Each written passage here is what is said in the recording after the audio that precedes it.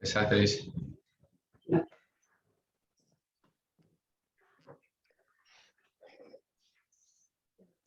¿Está grabando? Sí.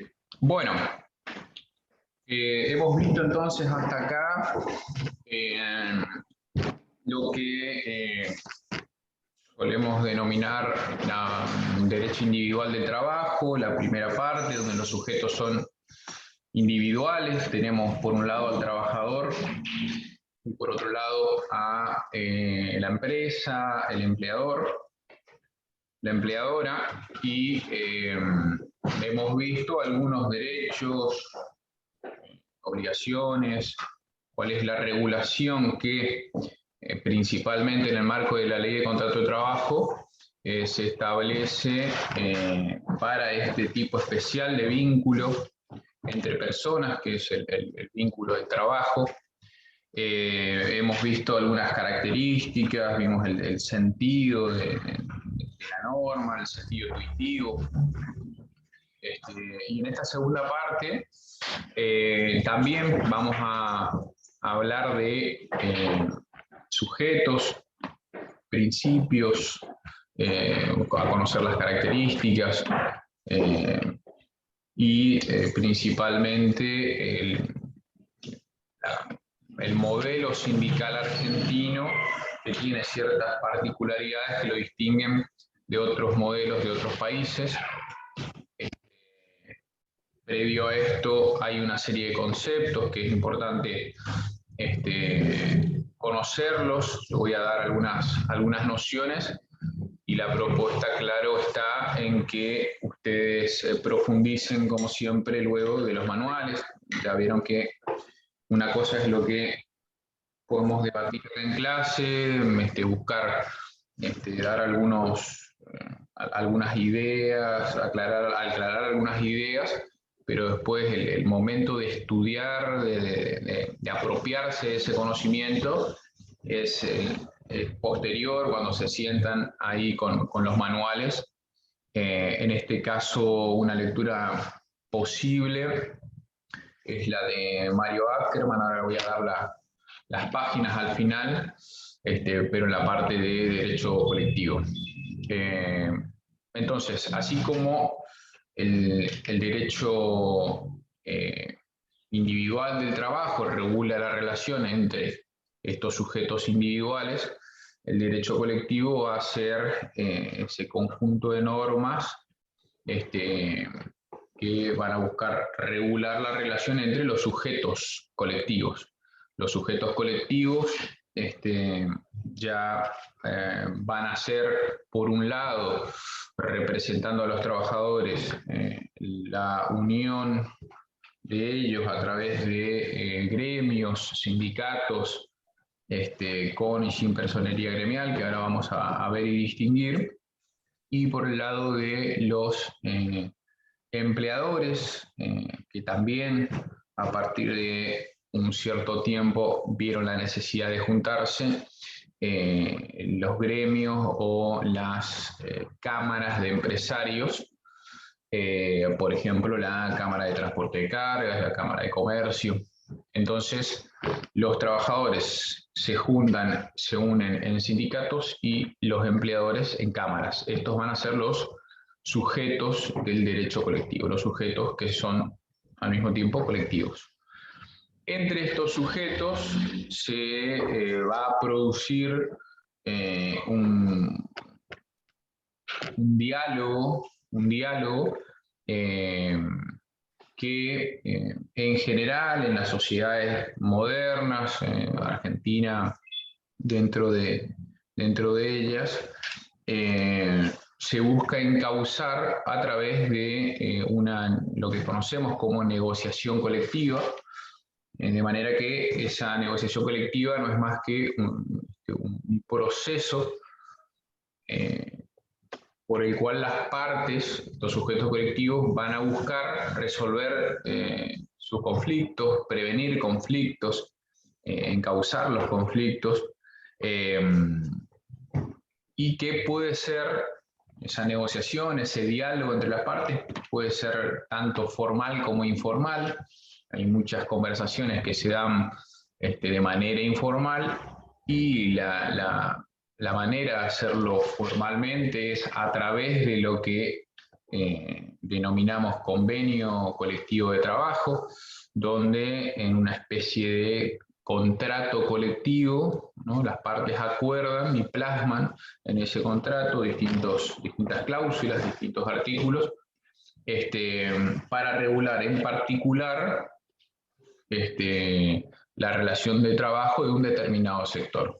Entonces, ahí tenemos, por un lado, la ley de contrato de trabajo, las leyes laborales que regulan o son aplicables a todos los sectores, pero luego las partes, y esto como característica del derecho colectivo y el derecho laboral, las partes pueden, ¿no? Recordamos las fuentes autónomas, las partes pueden, como una fuente autónoma, las partes pueden involucrarse, acordar y dar nacimiento, dar creación a normas específicas que regulen a esa actividad en particular. Entonces, no va a estar regulado de la misma manera la actividad del transporte de cargas que la actividad de la construcción o del comercio o el gastronómico.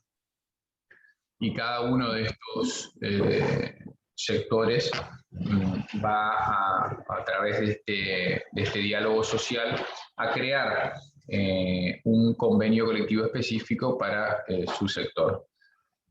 Van a ver, cuando vean la parte histórica, que hubo como periodos, épocas, olas donde se firmaron convenios colectivos, en los años 50, en el año 75, en los años 80, grandes olas, y luego a partir de el 2003 en adelante, también se recuperan después del periodo de los 90, donde había cesado en cantidad, se recupera hasta llegar a niveles normales de negociación colectiva. Ese convenio colectivo va a regular para esa actividad. Vamos a tomar el ejemplo que siempre tomamos, que es el de comercio, que es lo que más hay en Corrientes.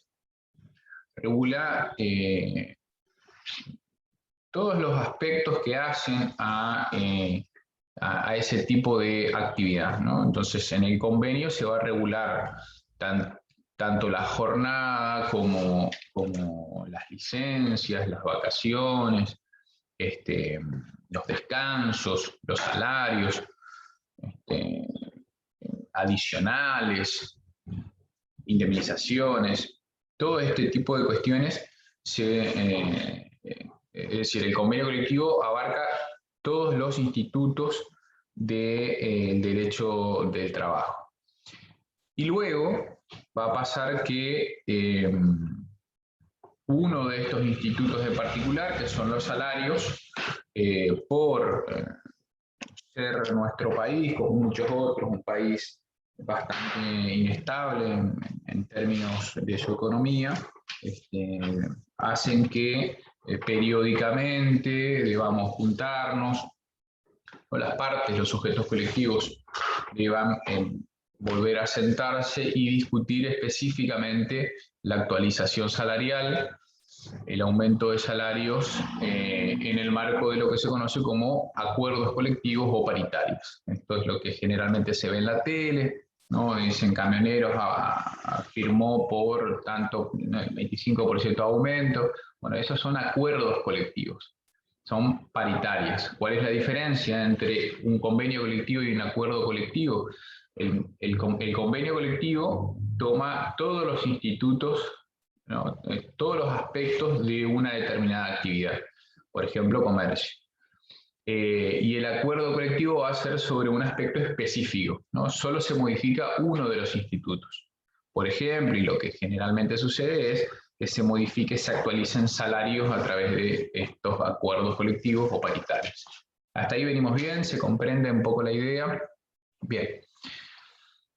Entonces, derecho colectivo, sujetos colectivos, donde los sujetos son colectivos, cámaras y sindicatos.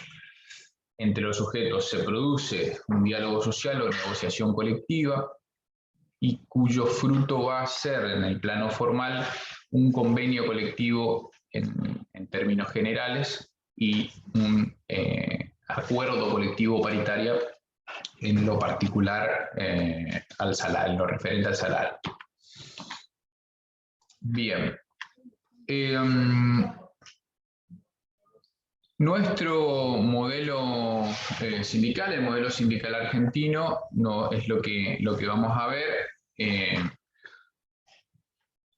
Sintéticamente, vamos a ver algunas normas de la Organización Internacional del Trabajo que son de aplicación. El artículo 14 bis de la Constitución Nacional, la Ley de Asociaciones Sindicales, número 23551, que es del año 88, gobierno de Alfonsín, y dentro de esta ley la abrimos para ver qué nos dice, y principalmente vamos a rescatar las clasificaciones de los distintos tipos de sindicatos que pueden haber. Vamos a ver 3 tipos de clasificaciones, la diferencia que existe entre un representante sindical y un delegado de base, que son 2 de las figuras que se regulan en esta ley, y finalmente distinguir, ¿no? Cómo es el modelo sindical qué características tiene el modelo para el sector privado, distinguiéndolo respecto al del sector público, ¿no? Que tiene algunas diferencias. Así que cuando ustedes aborden el tema, es importante que distingan, bueno, para el sector privado las cosas son así, para el sector público es de otra manera. Menciono algunos de estos convenios que ustedes de la página de la OIT van a poder descargarlos y leerlos para ver de qué tratan. Es importante que conozcan de qué trata cada uno. La OIT es el único organismo tripartito de la ONU, ¿no? Está compuesto por representantes de trabajadores, empleadores y de los estados. Salud. Y cada estado envía entonces representantes sindicales en las cámaras y a representantes del Ministerio de Trabajo, y se expide a través de convenios y recomendaciones, ¿no? La OIT tiene estas 2 formas de expresarse. Dentro de los convenios más importantes, son estos que están viendo ahí: convenio 87 sobre libertad sindical, convenio 98 sobre el derecho de la sindicación y negociación colectiva, el 151 sobre protección del derecho de sindicalización en la administración pública. Esto tiene que ver con un proceso de laboralización del empleo público que fue pasando, ¿no? La negociación colectiva era algo que se daba solamente en el espacio privado. Los estados no permitían la negociación colectiva para sus trabajadores, y esto es algo que después se fue logrando, se fue ganando, y hoy en día también hay negociación colectiva en el sector público. Hay una ley de negociación colectiva nacional, y luego cada provincia tiene su regulación, puede adherirse o tener su propia legislación.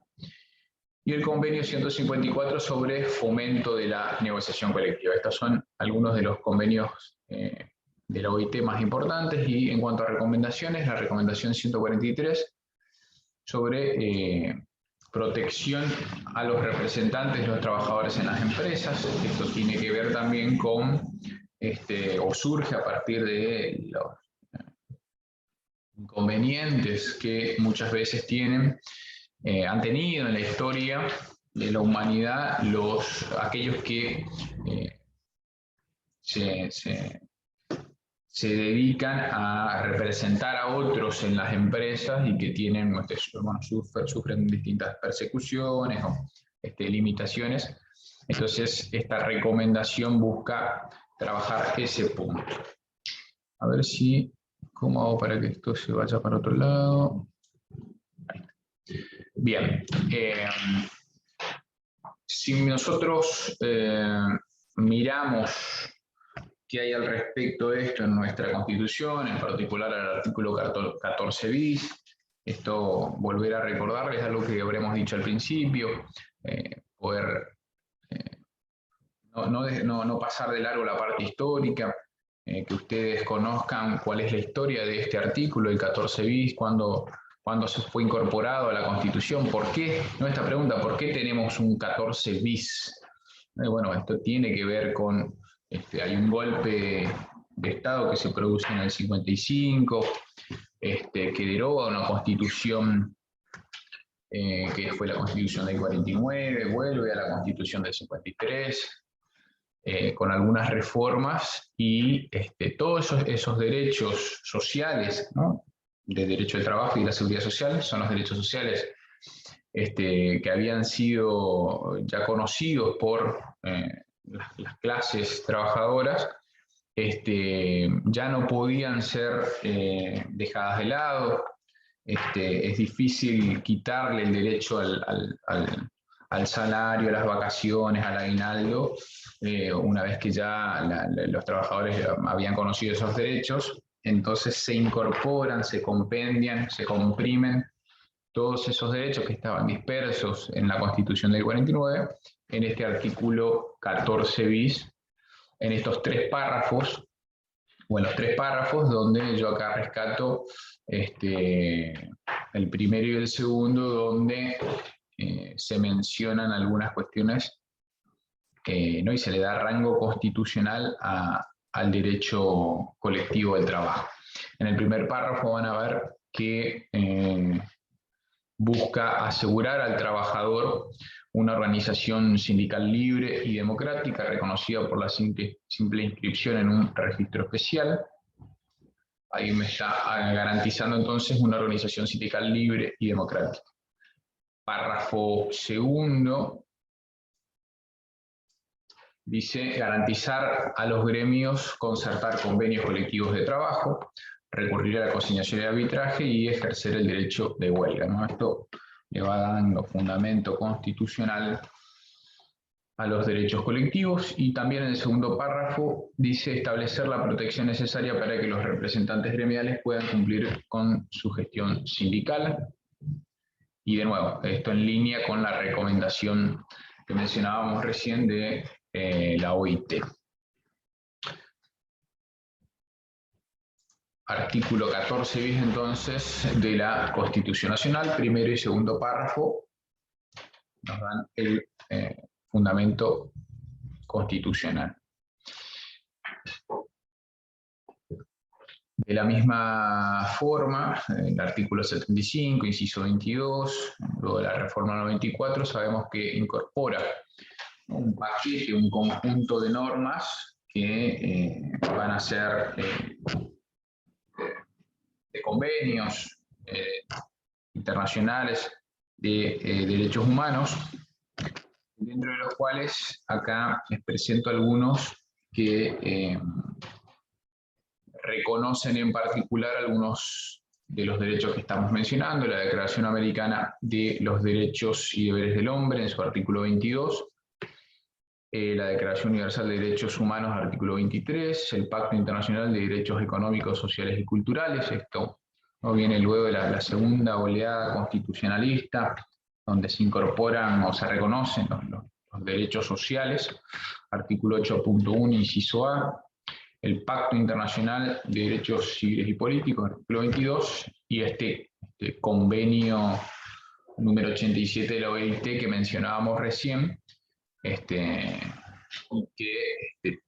a diferencia de los otros convenios es el único que tiene rango constitucional, y esto por disposición, ¿no?, en base a un fallo de la Corte Suprema, reconoce esta jerarquía constitucional a ese convenio, el 87, que hablaba sobre libertad sindical. Bien, veamos entonces cómo funciona algunas características de este modelo sindical para el sector privado. Posteriormente veremos cómo es para el sector público.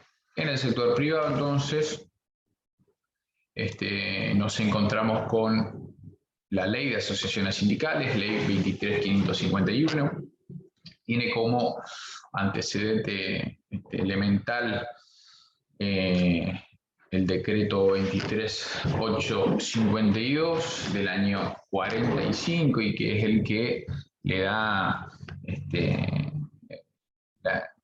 la esencia al modelo sindical, ¿no? Instaura el sistema de unidad sindical o unicidad sindical, y que nunca, hasta el día de hoy, no se pudo modificar. Básicamente van a ver que a la hora de pensar los modelos sindicales, se puede, ¿no? Hay dos modelos, el de multiplicidad o el de unicidad. Esto quiere decir que se puede dar la posibilidad a que cualquier sindicato gestione y se le pueda reconocer la personería gremial, o en la unicidad sindical, donde solo se le otorga este reconocimiento al sindicato que demuestre ser el más representativo, y por lo tanto solamente un sindicato puede tener personería gremial para cada sector. Si un sindicato adquiere la personería gremial, los demás sindicatos no lo pueden tener y quedan como simplemente inscriptos. Esto es la unidad sindical en el sector, el modelo de unidad sindical en el sector privado. Esta ley, la ley 23.551, es la que necesito conocer, leer en profundidad para conocer, bueno, la estructura, el funcionamiento, la organización, cómo se funda un sindicato en Argentina. Está todo específicamente regulado, y existen algunos decretos reglamentarios: decreto 467 del año 88 y el 1040 del año 2001. Y luego hay en el marco normativo otras leyes que necesitamos conocer, como la 14250, que es la ley del año 52, la ley de negociación colectiva. Es la que regula justamente este proceso que mencionábamos anteriormente de diálogo social, de negociación colectiva entre estos sujetos colectivos, y aplica para el sector privado, no rural, que afuera también casas particulares, que afuera el sector público de esta legislación. Y la Ley de Obras Sociales 23.660, que configuran ahí este marco normativo, porque, bueno, en Argentina, a diferencia de otros países, justamente las obras sociales van a estar a cargo de los sindicatos con personería gremial. Esto es algo que en otros lugares no sucede, y bueno, que es una de las características. Cuando vean los documentales, cuando vean las películas, van a recordar esta ley, la ley de asociaciones sindicales, la ley de obras sociales, así como la ley nacional de salud, que también cierra un poco ahí la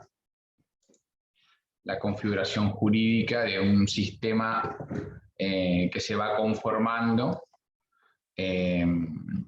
siempre con la búsqueda, con el objetivo, la finalidad de proteger, en este caso, al trabajador o a la persona humana en cuanto tal, que es el sujeto de la seguridad social.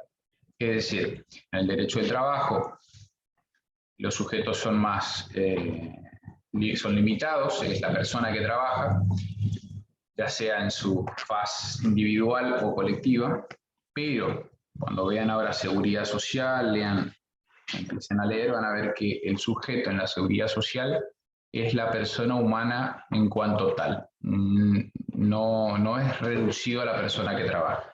Son sujetos, son beneficiarios de la seguridad social, todas las personas en cuanto sean personas. Eso es importante también tenerlo en claro. Bien, abrimos entonces esa ley de asociaciones sindicales. Vemos que hay una serie de clasificaciones con las que se van a encontrar de sindicatos. Entonces la pregunta en el parcial seguramente va a ser ¿cuáles son los tipos de sindicatos regulados por la ley de asociaciones sindicales? Y vamos a distinguir estos tres. Calidad, sindicatos según la calidad de afiliados, que pueden ser de tres tipos: sindicatos de actividad, de oficio o de empresa. En atención a las facultades de representación, los sindicatos pueden ser con o sin personería gremial, con personería o simplemente inscripto sería.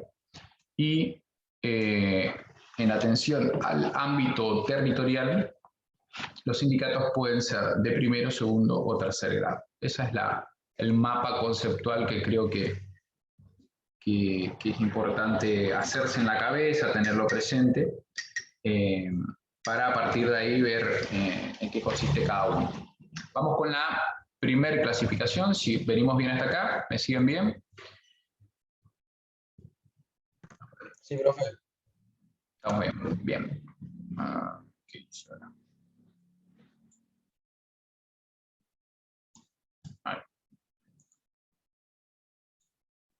Bueno, vamos con la primera clasificación. La primera clasificación, en atención a la calidad de afiliados. Los sindicatos, decíamos, pueden ser, teniendo en cuenta esta clasificación, pueden ser sindicatos de actividad, de oficio o de empresa. Yo acá ya le agrego una más, que son las mixtas.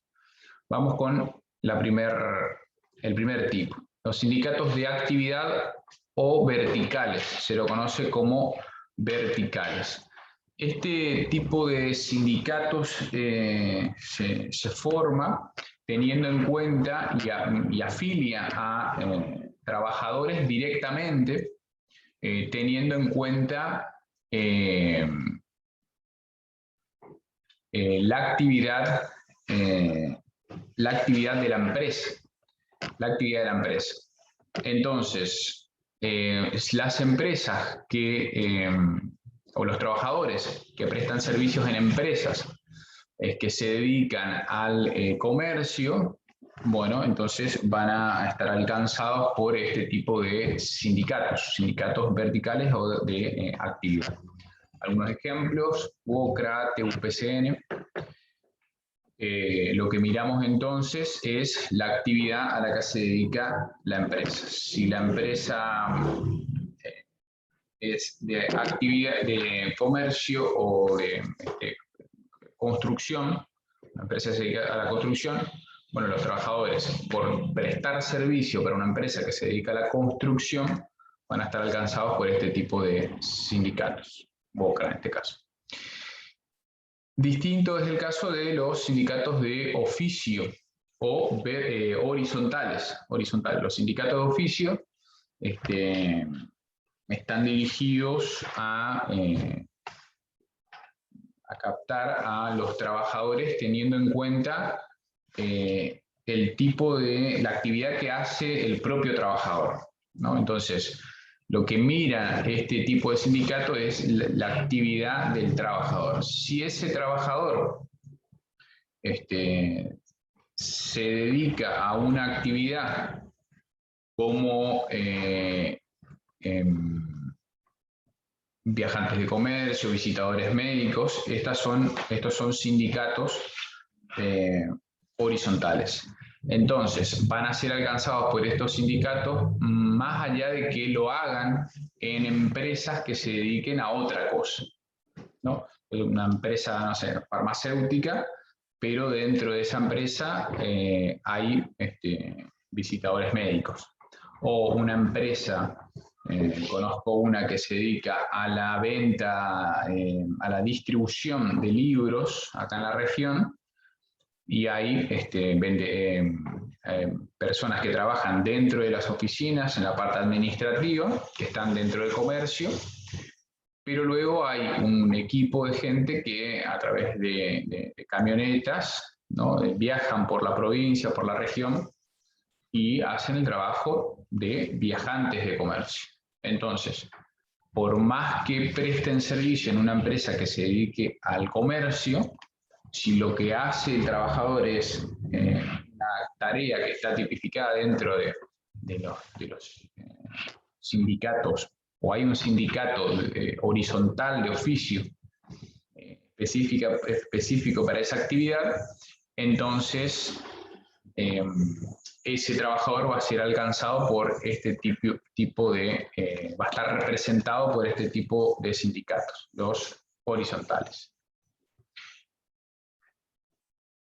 Entre un sindicato de actividad y un oficio, tener en cuenta que cuando se chocan una actividad con un oficio, ahora lo vamos a ver mejor, prima el sindicato de oficio, el horizontal.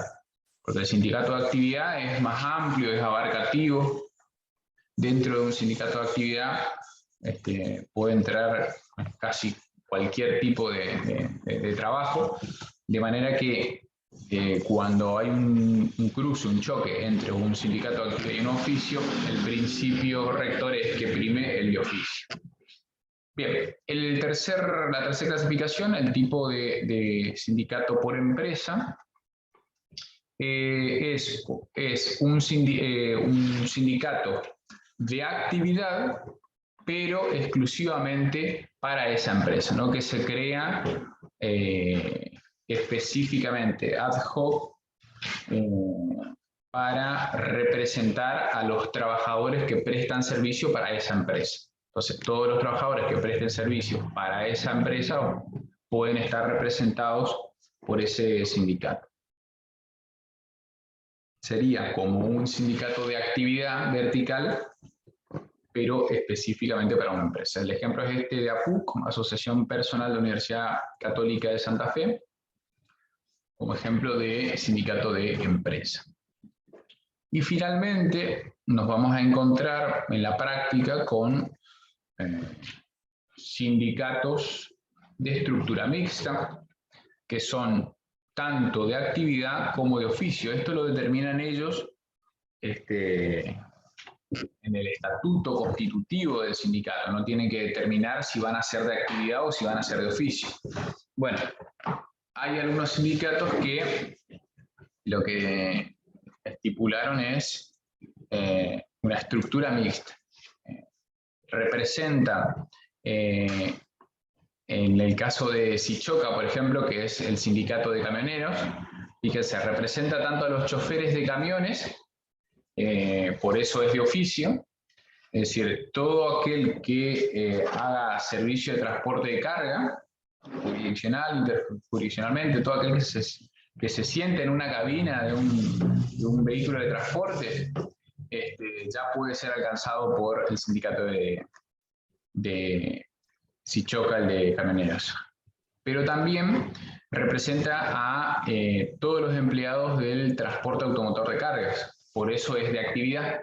Es decir, que una persona que presta servicio para una empresa que se dedica al servicio de transporte de cargas, por más que no conduzca un vehículo, puede ser alcanzado también por este sindicato. Entonces, hay algunos sindicatos que tienen estructura mixta, que son tanto de oficio, que miran la actividad de la persona que trabaja, como de actividad, es decir, que miran a qué se dedica la empresa. El ejemplo es el de Sichoca. No sé si se entiende el ejemplo de Sichoca que doy. El mixto.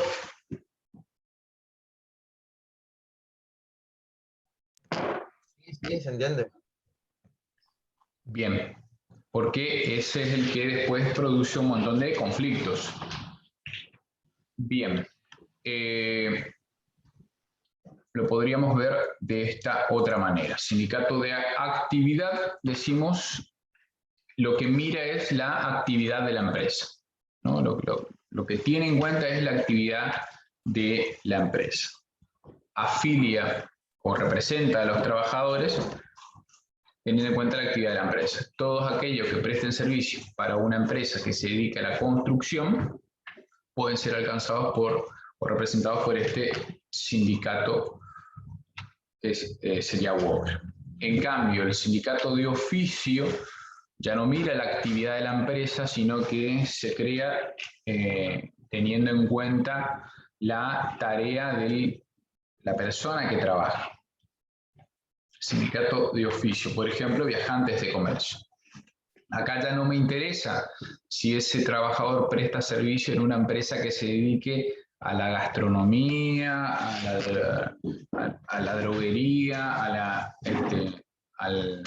la distribución, a la venta de libros, sino que va a ser alcanzado por este sindicato en la medida de que su tarea consista en la realización ¿no? de acciones propias del viajante de comercio o el visitador médico.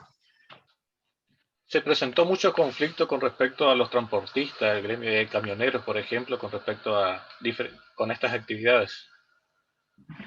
Exacto, camionero pelea mucho con comercio, ¿no? Hay un conflicto muy conocido con Carrefour, con Walmart, con Macro. Entonces, en ese sentido, decir que hay maneras de resolver, hay algunos criterios que tenemos, tanto en la ley de asociaciones sindicales como en los distintos fallos que fueron saliendo a partir del 2005, 6, 8 en adelante, y que es un tema que en general los abogados no profundizan mucho, no se especializan mucho. Entonces, si a ustedes les interesa, es algo que después sepan que no hay muchos que se dediquen a este tipo de cuestiones, que es poder tener una mirada que permita resolver este tipo de conflictos, ¿no? ¿Cuál es la salida legal, la salida jurídica para una empresa o para un sindicato al presentarse un conflicto de este tipo, que los vamos a llamar conflictos colectivos? Ya vamos a llegar mejor a eso. Gráficamente, entonces, un sindicato de empresa como APUC, también, entonces, fíjense, es muy similar a un sindicato de actividad, pero específicamente para esa empresa, un sindicato.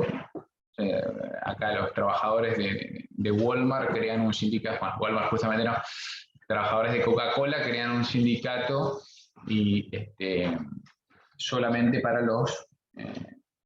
representar a los trabajadores de esa empresa. Y finalmente los sindicatos mixtos, fíjense cómo ahí me parece que se entiende mejor, son de actividad y de oficio. Son de actividad porque van a representar a todos los trabajadores que, en el caso de camioneros, van a representar a todos los trabajadores que presten servicio para empresas dedicadas al transporte de carga, sin importar la actividad que allí realizan. Pueden ser representados por este sindicato. Y al mismo tiempo son de oficio porque pueden representar a trabajadores que presten, teniendo en cuenta la actividad que realizan. Es decir, aquellos que presten servicio de transporte, que estén sentados en cabinas de vehículos, ¿no? Aunque lo hagan para empresas que se dedican a otro rubro, ¿no? Entonces, una empresa que se dedica a la construcción va a encuadrarlos o va a estar representado por ese sindicato, pero el sindicato de camioneros, ya ha pasado, puede pelear la representación de aquellos trabajadores que dentro de la empresa se dedican al transporte de carga. El otro ejemplo que le daba recién a Sergio es el de comercio, ¿no? Entonces, si ponemos en esta columna azul el sindicato de actividad como ejemplo el de comercio, entonces pensemos en Carrefour. Todos los trabajadores que prestan servicio para Carrefour van a estar representados o pueden estar representados por ese sindicato de comercio, porque todos prestan servicio para una empresa que se dedica al comercio. En cambio, dentro de ese conjunto de trabajadores, vamos a poner que tienen 1000 trabajadores, hay 10 que se dedican al transporte de cargas de una provincia a otra, ¿no? de la sede central a las sucursales, de los productos que se comercializan. Bueno, esos 10 trabajadores pueden, y ha pasado, ser reclamados por el sindicato de camioneros, y esto produce un conflicto colectivo de trabajo. Estos conflictos en realidad pueden ser varios. Yo simplemente voy a dar una clasificación general para que vean cuántos tipos de conflictos pueden darse y que estos tienen solución. Si clasificamos los conflictos laborales según los sujetos, voy abajo para arriba. Según los sujetos, puede pasar que el conflicto se produzca entre un trabajador y un empleador, ¿no? Estamos dentro del marco del derecho individual y el conflicto es individual. Este conflicto puede ser de dos tipos: de encuadramiento legal, que es el que nosotros hemos hecho mención, de procedimiento, el procedimiento de encuadramiento legal, que es ver qué ley se aplica a ese caso concreto, o convencional, que es poder determinar cuál es el convenio colectivo aplicable a ese trabajador.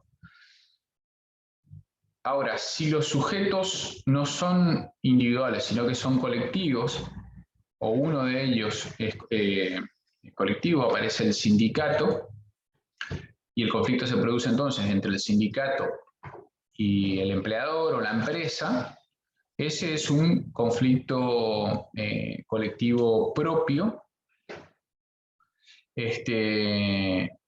y que vamos a buscar encauzar ese conflicto entre el sindicato y la empresa a través de una negociación colectiva, a través de la negociación colectiva, y que en el marco de esa negociación pueden producirse medidas de acción directa, tanto por un lado como por el otro. Los sindicatos van a llevar adelante huelgas, manifestaciones, ¿no? Paros, y la empresa lo que puede hacer es, entre otras cosas, el lockout patronal, el cierre de puertas, y esto puede terminar en un convenio colectivo de trabajo, en un acuerdo colectivo de trabajo que le dé solución a ese conflicto colectivo propio. Van a ver también relacionado con este tipo de conflicto la ley de conciliación, la ley de conciliación obligatoria 14786, y esta conciliación, a diferencia por ahí de lo que se piensa, no significa que las partes deban llegar a un acuerdo de manera obligatoria, sino que a lo que se le obliga simplemente es a que cesen las medidas de acción directa, que se junten a dialogar para ver si llegan a un acuerdo. Luego pueden no llegar a un acuerdo y el conflicto sigue, ¿no? Esto que pongo, conciliación, mediación y arbitraje, tiene que ver con las distintas formas de intervenir, y las partes, los sujetos colectivos, pueden incluso, en el marco de una negociación colectiva, ya establecer estas formas de resolver el conflicto. Son distintos niveles de intervención de un tercero. El conciliador, ¿no?, solamente acerca a las partes, el mediador acerca y propone algunas salidas, y el árbitro directamente escucha y luego puede resolver, y las partes, si eligieron un árbitro, deben ajustarse a lo que dice ese árbitro. Por ejemplo, que en el marco de un convenio colectivo, los sujetos colectivos acuerden que designen ya quién sería el árbitro en ese caso. Bien, y por último, hay un tipo de conflicto que se puede dar entre los mismos sujetos colectivos de los trabajadores, entre sindicatos, que es el conflicto sindical, conocido como conflicto sindical, que a su vez puede ser intersindical o intrasindical. El intrasindical es cuando se produce puertas adentro, dentro de un mismo sindicato. Por ejemplo, cuando las bases no están de acuerdo con las decisiones que viene tomando la cúpula de ese sindicato, que es algo que también sucede, discusión de mucha debate, mucha vigencia. Y el intersindical es el conflicto entre dos sindicatos, ¿no? Dos sindicatos. Esos dos, o entre estos dos sindicatos puede producirse un conflicto respecto a la disputa de personería gremial, ¿no? Entonces ahí el artículo 25 de la Ley de Asociaciones Sindicales resuelve el problema diciendo, bueno, de estos dos sindicatos le vamos a dar la personería al más representativo. ¿Cuál es el más representativo? Bueno, hay que seguir el procedimiento del artículo 25 de la Ley de Asociaciones Sindicales. O puede darse una cuestión de encuadramiento sindical, que a su vez puede ser en sentido estricto o por superposición. Por superposición o anómalo quiere decir que el conflicto se produce porque el Ministerio de Trabajo al homologar, al darle la habilitación y darle la personería a uno de los sindicatos, le da uno y luego al darle al segundo no se da cuenta que le está habilitando la representación, una representación que se cruza con la representación de otros sindicatos. Se superponen las representaciones. Entonces ahí se resuelve a través del artículo 25 y 28 de la Ley de Asociaciones Sindicales. Van a ver ahí el procedimiento de cómo debe hacerse. Y por último, el conflicto sindical en sentido estricto, que es cuando no se da esa superposición y que va a ser resuelto a través del artículo 59 de la Ley de Asociaciones Sindicales y el decreto 1040 del año 2001. Con esto yo no pretendo que ustedes comprendan la complejidad de cada uno de los conflictos, sino que simplemente les quede una mirada general de lo complejo que puede llegar a ser y que hay distintos tipos de conflictos que se pueden dar en el derecho del trabajo. En este caso nosotros estamos hablando acá estamos dando ejemplo de situaciones de conflictos intersindicales cuando se cruzan un sindicato de actividad con uno mixto, por ejemplo. Ahí está. Vuelvo a la clasificación general, vamos con otra clasificación. Ahora creo que voy a mirar la clasificación teniendo en cuenta el ámbito territorial, donde los sindicatos pueden ser de primero, segundo y tercer grado.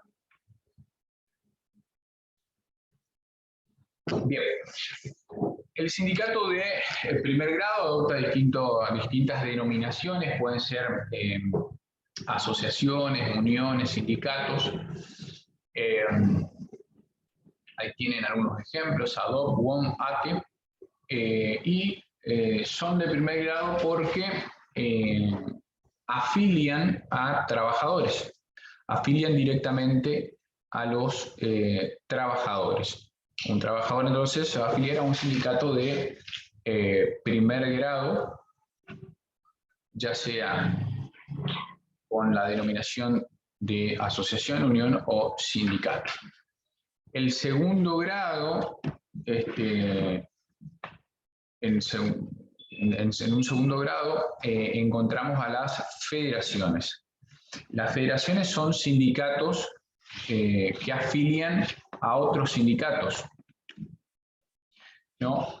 Y de la unión de estos sindicatos se forma una confederación, una federación como la Federación Argentina de Empleados de Comercio, que conocida como FAESIS o FAESIGI, que es, fíjense, donde nosotros solemos buscar nuestras escalas salariales para establecer el salario de nuestros trabajadores.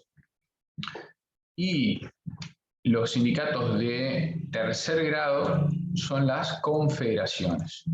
Las confederaciones afilian tanto a sindicatos de primero como de segundo grado, ¿no? Pueden afiliarse a las confederaciones, sindicatos de primero o segundo grado, y dentro de estas confederaciones, a su vez, hay otra clasificación entre sindicatos de tercer grado o confederaciones generales o por actividad, ¿no? Entonces hay confederaciones que afilian a sindicatos de primer y segundo grado que son específicos de una actividad, ¿no? Del transporte como CAC o de docentes como CETERA. Entonces son confederaciones por actividad. Y las confederaciones generales, que en Argentina tenemos dos: la Confederación General del Trabajo, la CGT, y la CTA.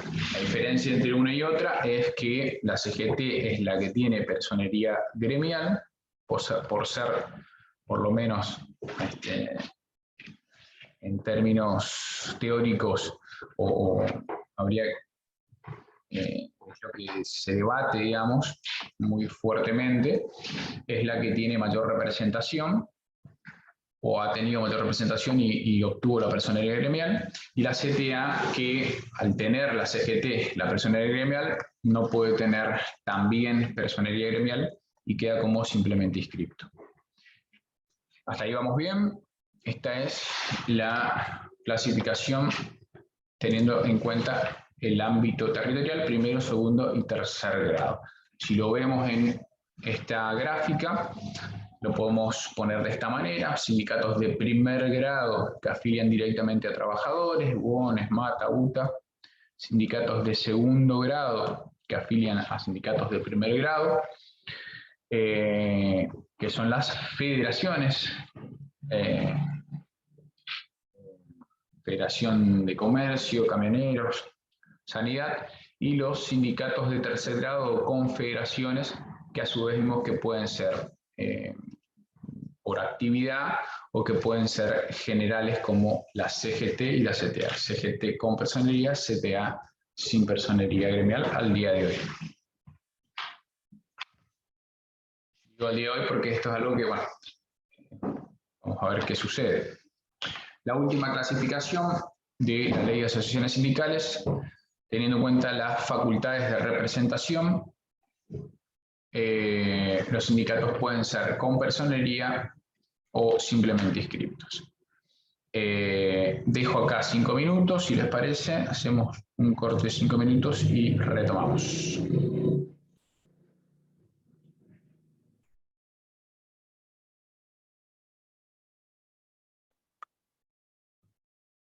Seguimos.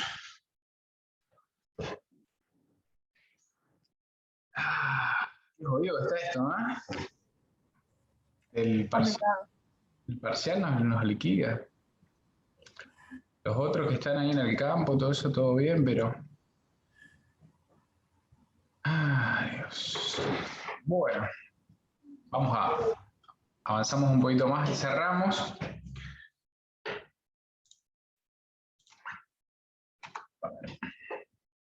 Decíamos entonces que en la tercera clasificación tenemos a los sindicatos con o sin personería, sindicatos simplemente inscriptos. Vamos con estos últimos. Los sindicatos simplemente inscriptos están regulados en el artículo 23 de la Ley de Asociaciones Sindicales.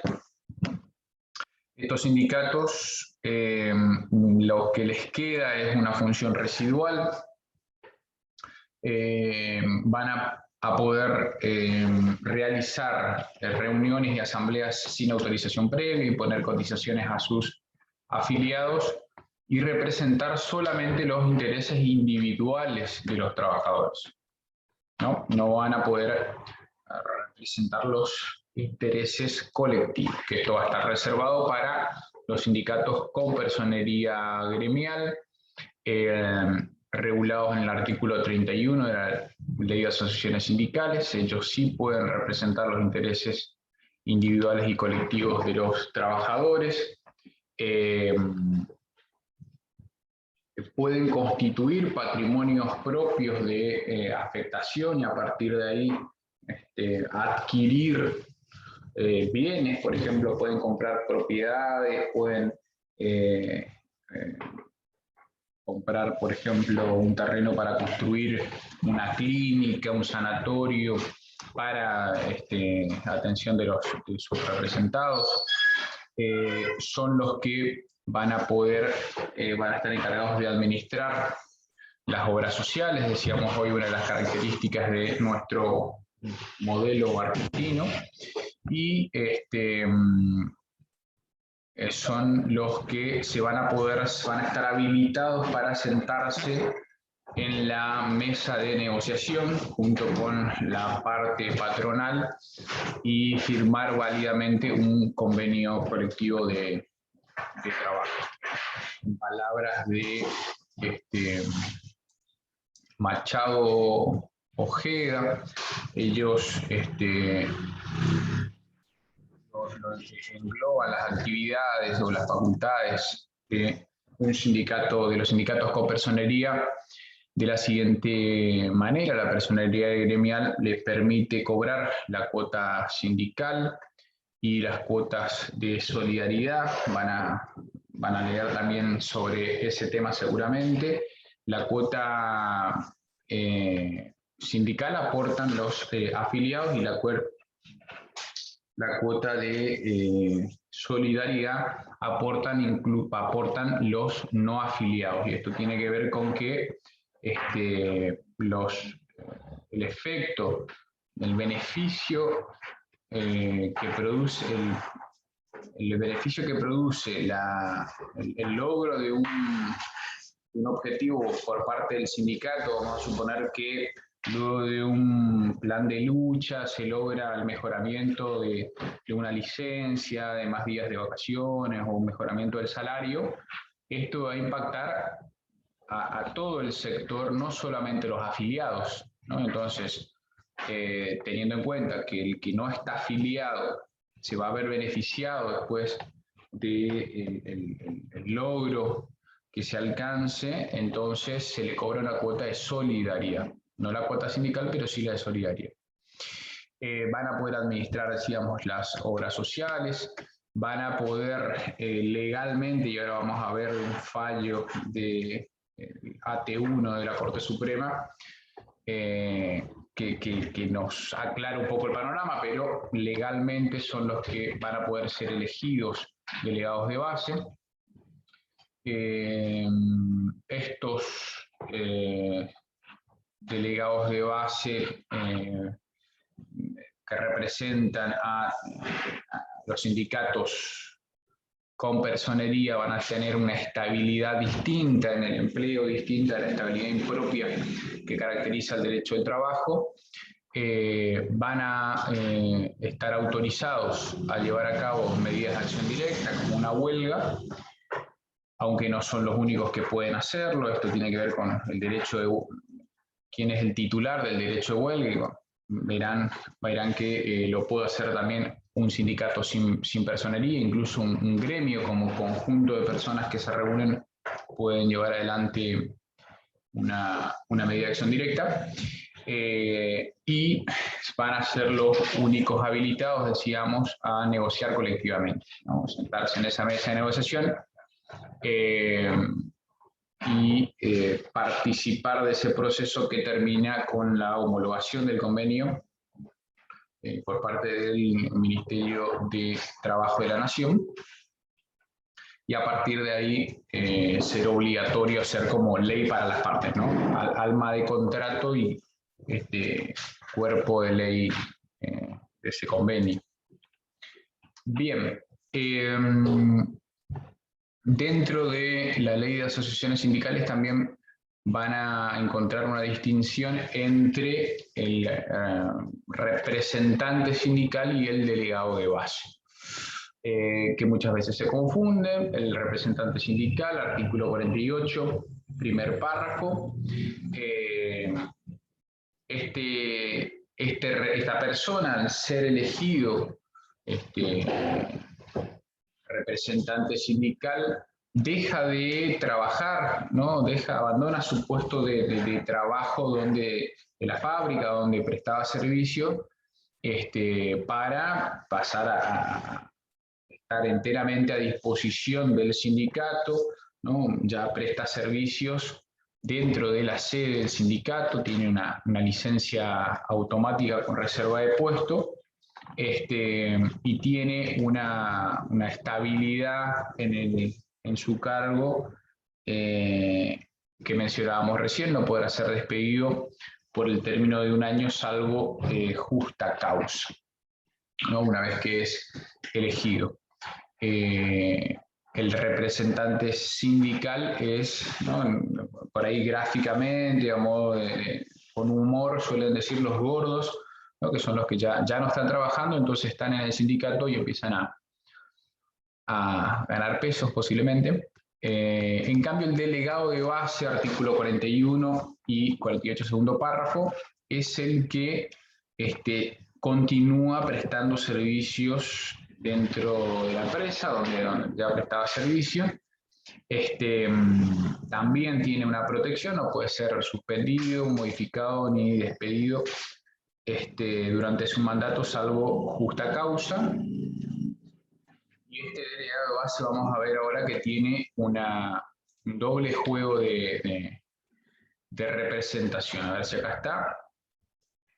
El delegado de base, artículo 40, tienen este doble juego de representación. Representa el delegado de base a los trabajadores ante el empleador, ¿no? Es el que lleva la voz, la demanda, las necesidades de los trabajadores ante el empleador.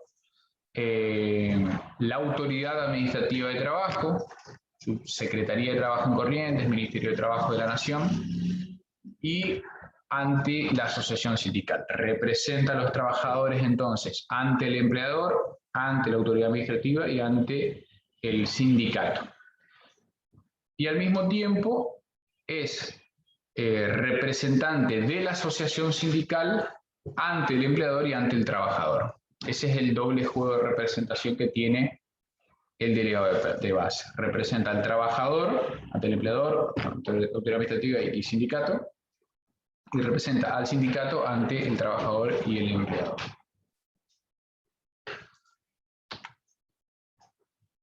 Van a ver en el artículo 41 los requisitos para ser delegado de base, inciso A, inciso B.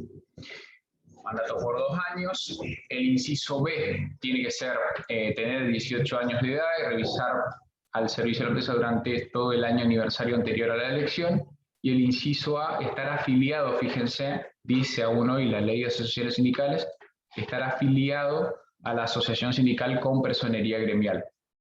Y esto es lo que luego se declara inconstitucional, fallo ATE contra el Ministerio de Trabajo del año 2008, declara la inconstitucionalidad de este artículo 41, por ser contraria al convenio 87 de la OIT. De esta forma, nosotros receptamos el criterio del Comité de Libertad Sindical de la OIT.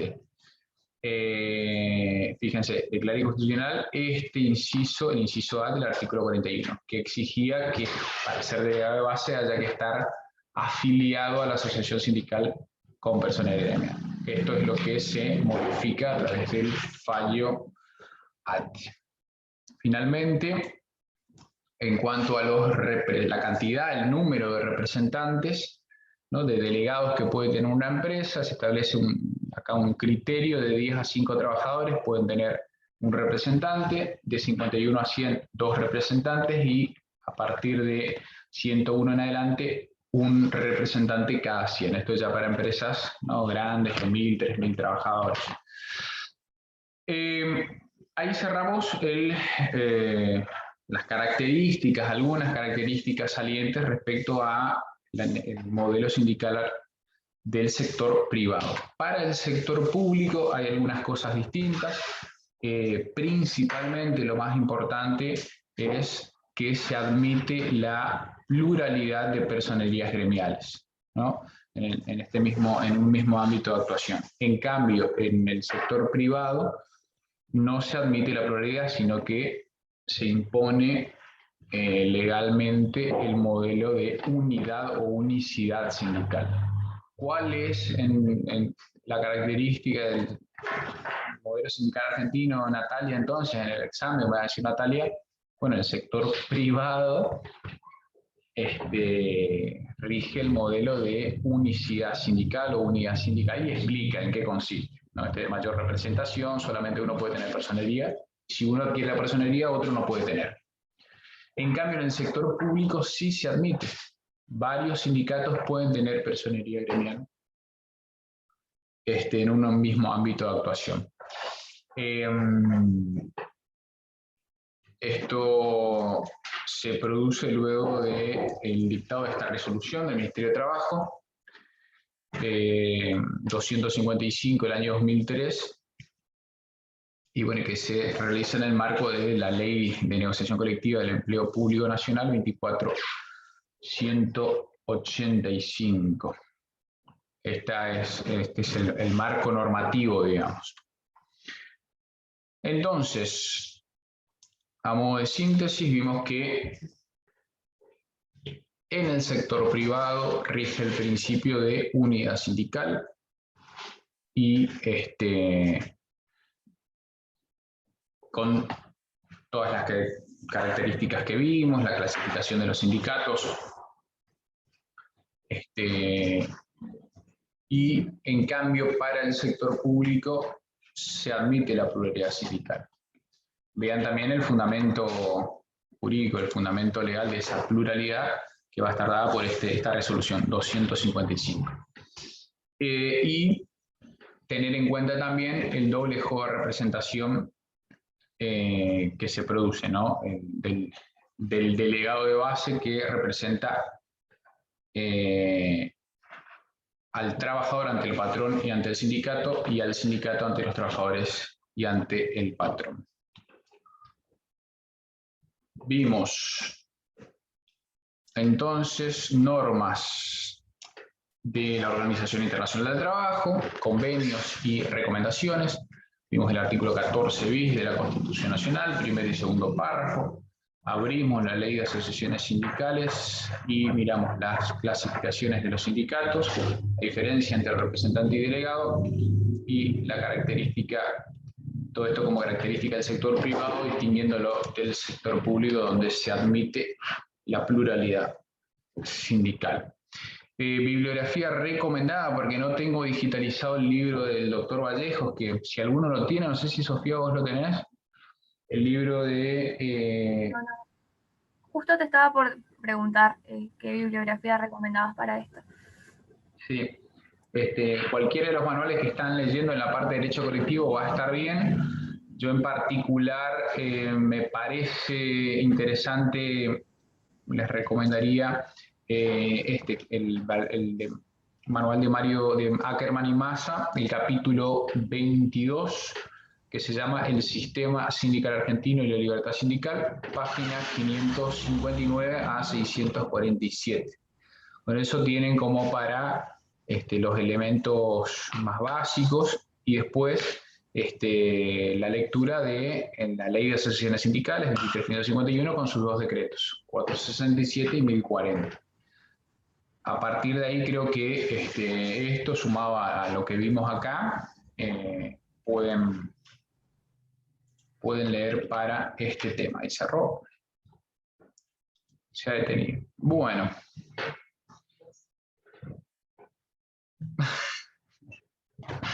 Esto fue un poco un pantallazo de lo que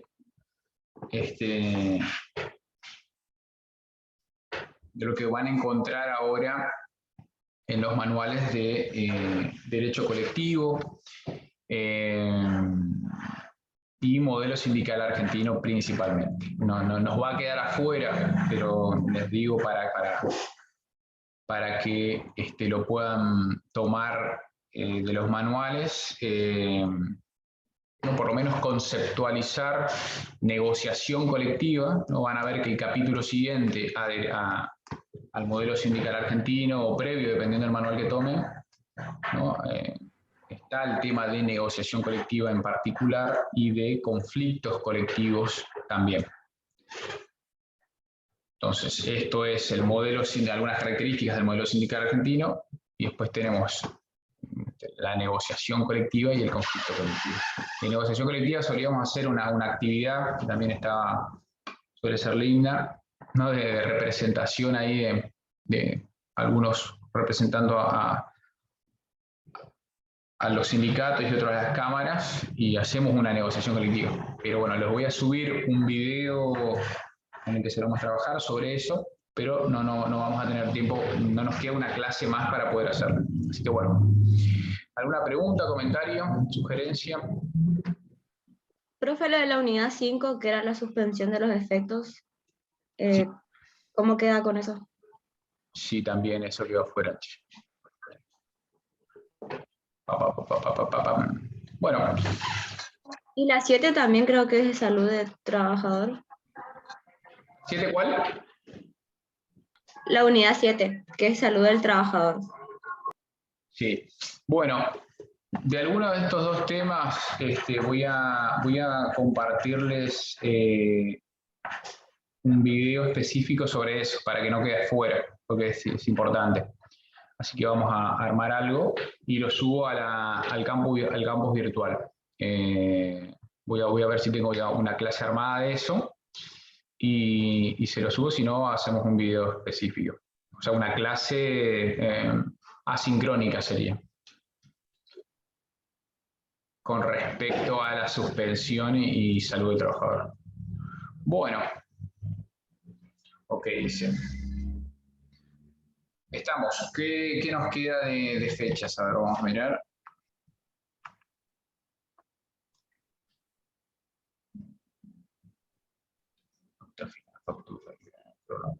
Bueno. La clase de encuentro que viene, el siguiente, es el 29. Sí. En ¿El examen es el 12 de junio? ¿Cómo dice? Que si el examen queda para el 12 de junio. Sí, ahí ya le confirmo, estoy abriendo. Examen parcial integrador, 12 de junio. Oral, misma modalidad. Vamos a hablar de los temas que vimos. Como es integrador, sería derecho colectivo, seguridad social, con estos temas que dijimos de salud y suspensión de ciertos efectos del contrato de trabajo, que están relacionados. Y como es integrador, también vamos a preguntar por lo que vimos en la primera parte. Es decir, se supone que si llegaron a esta instancia es porque tienen la